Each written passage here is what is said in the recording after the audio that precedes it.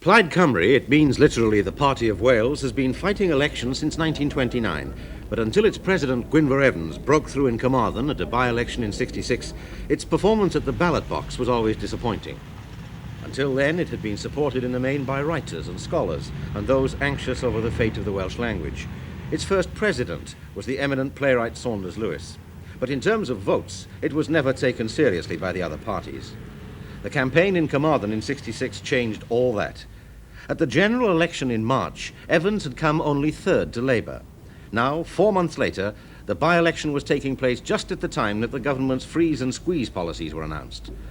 Carmarthen was a seat where the personal stature of a candidate was important. It had been held for Labour by Lady Megan Lloyd-George. But this time, it was to be Plaid Cymru's night. In an amazing turnaround, Gwynfor Evans won the seat from Labour with a swing of 17% in his favour.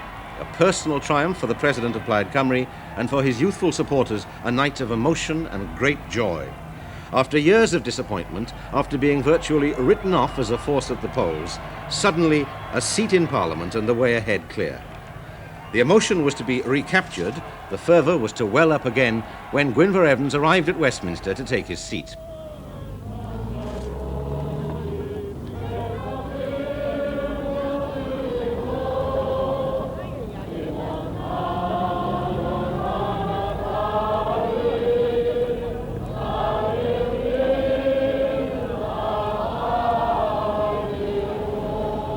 While the other parties, defeated and dazed after the Carmarthen result, were already writing the result off as a protest vote, Plaid Cymru, determined that this wouldn't be just a flash in the pan, was organising itself as a fighting political machine.